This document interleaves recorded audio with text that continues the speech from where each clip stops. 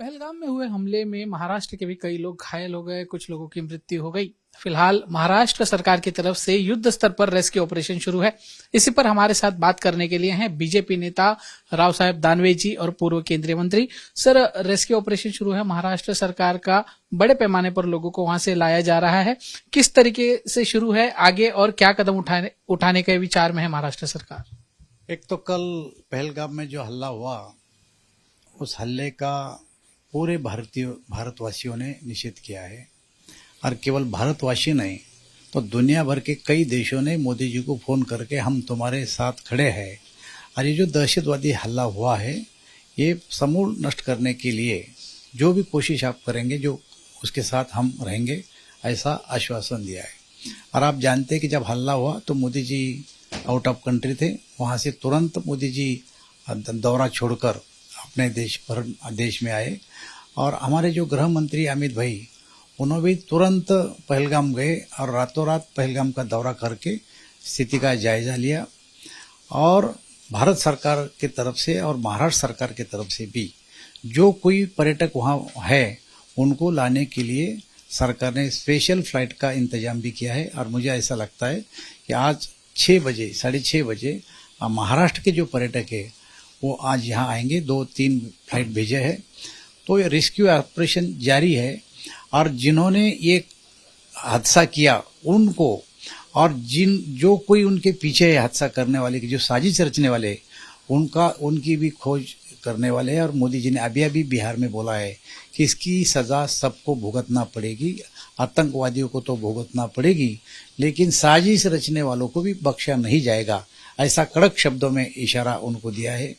और कल आप जानते हैं कि जो कुछ मीटिंग हुई मंत्रिमंडल परिषद की, उस मीटिंग में भी सख्त उन्होंने ताकीद दी है ये आतंकवादियों को। सर, केंद्र सरकार से और क्या उम्मीद लगा सकते हैं, या केंद्र सरकार और कितने कड़े कदम उठा सकती है?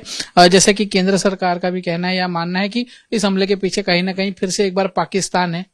देखिए, भारत और पाकिस्तान में कई करार हो चुके हैं, और उसमें सबसे महत्वपूर्ण जो करार है वही पाक को सिंधु नदी का जल दिया जाता है, वो रद्द कर दिया।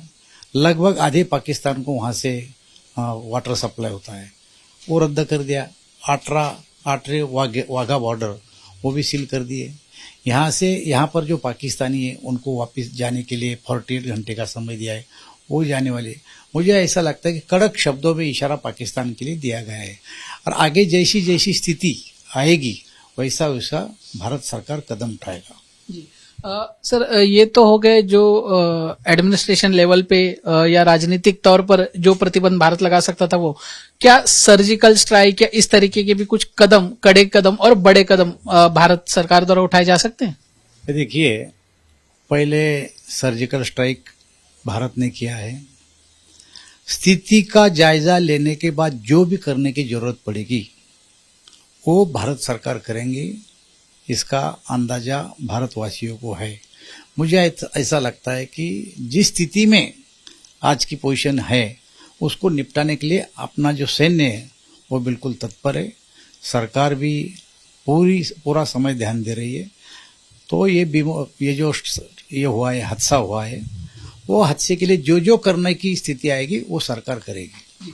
सर, इस हमले के बाद पाकिस्तान के जो नेता हैं उनके द्वारा भी ये बयान आ रहा है कि अगर भारत कोई कार्रवाई करता है तो जवाबी कार्रवाई पाकिस्तान द्वारा भी की जाएगी। मुझे ऐसा लगता है जब भी पाकिस्तान के साथ ऐसा हुआ है तो उसके बदले में उन्होंने रिएक्शन दिया है, और जो रिएक्शन होते थे उसके बदले में अपन ने भी रिएक्शन, ये तो चलता रहता है। लेकिन जब भी पाकिस्तान ऐसा करता है तो भारत कभी भी उसका विमोड़ करेगा पाकिस्तान का, उसकी कोई चिंता नहीं है। सर, रेस्क्यू ऑपरेशन जैसा कि आपने बताया शुरू है, लेकिन विपक्ष कहीं ना कहीं आरोप लगा रहा है कि रेस्क्यू ऑपरेशन को लेकर भी श्रेय लेने का जो होड़ है वो शुरू है महायुति में। मुझे ऐसा लगता है कि ये समय एक दूसरे पे आरोप करने का नहीं है। उन्होंने भी सोचना चाहिए कि ये देश पर संकट है, ये देश का मामला है। और जब भी इस देश में ऐसी परिस्थिति निर्माण हुई, सब पॉलिटिकल पार्टी ने साथ आके एक आवाज में दुनिया को संदेश देना चाहिए। आरोप करना है तो पॉलिटिकली आरोप इसके बात कर सकते, लेकिन आज वो समय नहीं है और हम भी कोई उन पे कोई टिप्पणी नहीं करना चाहते। सर, गृह मंत्री ने आज एक बैठक बुलाई थी, सर्वदलीय बैठक थी, सारी पार्टियों को बुलाया था, लेकिन शिवसेना यूबीटी के नेता नहीं जा पाए। लेकिन उन्होंने ये कहा कि जो भी फैसला होगा इसमें वो सरकार के साथ है, पर बैठक में नहीं जा पाए। हमें ऐसा लगता है कि ऐसी बैठकें जब जब भी हुई सब पार्टियों ने बैठक में शिरकत की। शिवसेना उद्धव ठाकरे ने भी जाना चाहिए था, वो नहीं गए, लेकिन फिर भी उन्होंने बोला कि जो भी निर्णय होगा उसके साथ हम रहेंगे। एक तरफ समर्थन ही है उनका भी। बिल्कुल। कैमरामैन मंदार चौहान के साथ दीपेश त्रिपाठी, मुंबई आज तक।